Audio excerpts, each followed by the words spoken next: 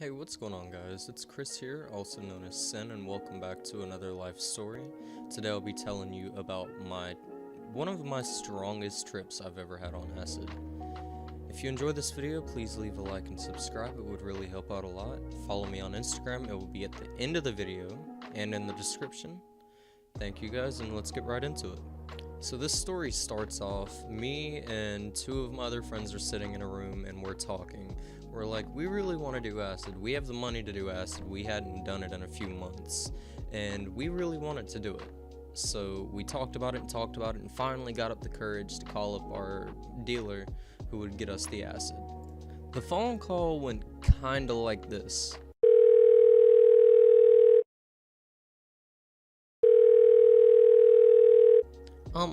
Hey, Mr. Drug Dealer, man, I know I call you a lot for a lot of different things, but, I was wanting to know if you had any acid? Pull up, my young Padawan. And yeah, he just hung up from there. So we got our things ready and we went out the door. This is about maybe a 15-20 minute drive. It's not that far away. It's like on the outskirts of my town, so it wasn't that bad. So we're on the way. Me and my two friends, we have a couple things that we do before we get acid. When we're in the car on the way to get acid, we play Don't Stop Me Now by Queen. We blast that and sing it at the top of our lungs. It's like our drug getting song. It gets us in a good mood and we get pumped. We're so ready to go get this acid. So we're on the way to go pick up this acid and we're about 5 minutes away. I get a phone call and it's one of my friends that I don't really fuck with that much. He's like, hey bro, come pick me up, man. And I'm like, I don't know, I got stuff planned for tonight with my family. Just trying to make up some bullshit because I really didn't want to hang out with him. And he's like, nah, come on, man, come on. It's like a Friday night, let's do something. And I'm like, alright, I'll be there in a few minutes to pick you up. So we have to turn around and drive 15 minutes off the track from going to get this acid. And we go pick him up. We pick him up, he gets in the car and he's like, yo, what's going on, boys? And I just give him a smug look. I don't really talk to him. Everybody else in the car kind of likes him, but I really don't like this dude. You all have those friends that you just don't really like. They only come around when you're trying to do like some shit that they want to do, you know, only come around when you got stuff. And he's just one of those types of friends. So we start back on the way to go pick up this acid. We're about 10 minutes away. So we get there, we pick it up, and we're standing there in the room. We're passing around a bowl. We're just sitting there talking. This was about the second or third time I'd bought acid from this dude. And we were probably, I think, buying like 15, 20 hits, and we were all splitting it. And I was paying for mine by myself, like I wasn't paying for nobody else's. So I picked up 7 hits of 400 micrograms. And the dude looks at me and he's like, how many times have you done acid? And I was like, oh, this is probably like my 3rd time. You know, I'm just getting into things, you know? And he looks me dead in the face and he tells me, you shouldn't take all that tonight. And I'm like, nah, bro. I have it in my hand. I just put that shit right on my tongue, right in front of him. Not trying to be a smart ass, but you know, I'm about that life. So we sit there, pass around the bowl, talk a little bit more, and we decide to head out so we're not tripping driving. There's like 5 of us in the car, and everybody, my friend that we just picked up says he's got to go home because he doesn't have a ride from my place back to his place, so we drop him off. And on the way to fucking dropping this dude off that we had just picked up, our driver's mom had called and was like, hey, where are you at? Basically, she was on to his ass. She knew what he was doing, and he had to get home. Keep in mind, he had already taken 2 hits of acid and had to go home. He never told me what really happened. He told me he went home, listened to music, and vibed in his room. And he would come out like every 2 to 3 hours, and nobody was out there. It was like 4 or 5 o'clock in the morning, so he was all good. So this is where the story starts to pick up. We finally make it back to my house after dropping everybody off. It's just me and my friend, just the 2 of us. And as soon as we get to my house, I start to feel it. This was the worst. I wouldn't say the worst. It felt amazing, but this was the strongest come up on acid I've ever had in my life. Like, it's basically like an elephant sitting on your chest, but in a good way.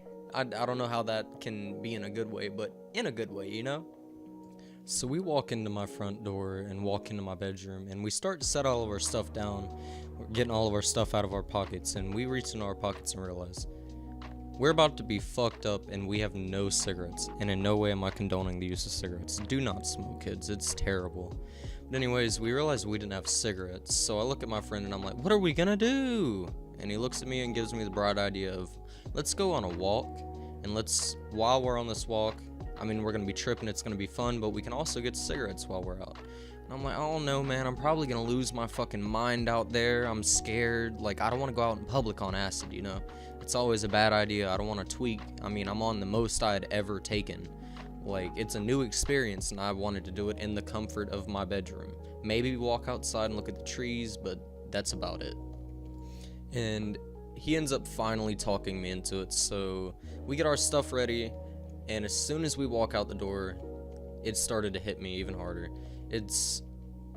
I walk out the door and I look around and the trees start shaking. I start hearing weird sounds. It's kind of like I was hearing the wind, but distorted and like put through reverb or something like that. It was really, really weird, but awesome at the same time. I really enjoyed it.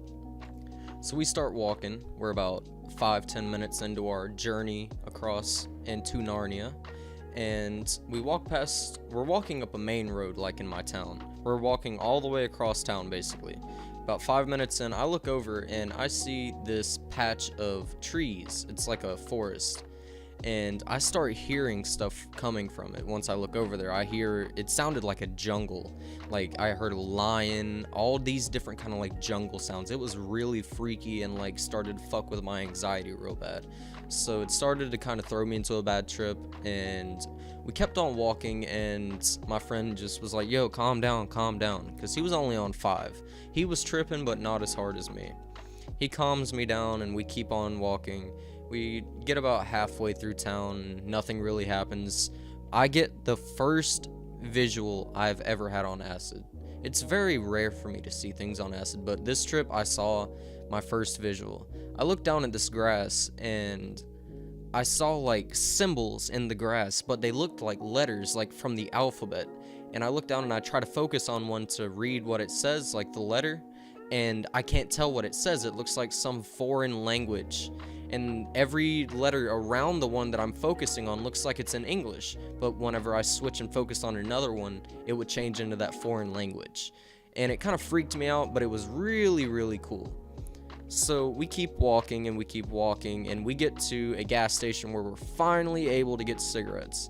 We walk in. Keep in mind, I was around 16 at the time. I cannot buy cigarettes, and I was like tripping hard as hell. He was tripping too. I don't know how we expected this to work out. I walk in there with him, and the lady at the register asked my brother or my friend for an ID because she saw me walk in with him. So she's like, hey, let me get the ID for both of y'all. And I walk up to her. Keep in mind, at this time, this was probably like an hour into us leaving the house. All the way across town we had walked. I'm losing my mind. I get down on my knees, put all of my money on the table, and I'm like, please, I give you the money for the cigarette. And my friend starts dying laughing, dude. I guess it's just the way that I said it. And she looks at me and she says, I'm sorry, I can't do that. But as I was looking at her face was getting distorted. And it looked like she turned into like a cat woman almost. Like I was tripping so hard. So I finally get up, I start crying because I can't get cigarettes. I walk out, and she ends up selling my friend cigarettes for us. And I was like, thank God, she's such a beast. She came through. And we end up walking back to my friend's house, and we're still tripping hard, but not as hard as we were. We're on the come down of it. And we go and lay on his trampoline, and we look up at the sky.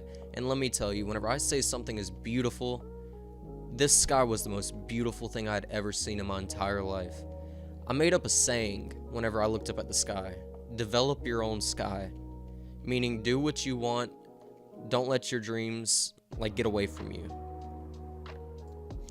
well, I think that's going to be it for this life story. If you enjoyed it, please leave a like and subscribe. It would really help me out a lot and let me know that you guys are enjoying these types of videos. Follow me on Instagram. It is on screen right now. I hope you guys have a fantastic day. Peace.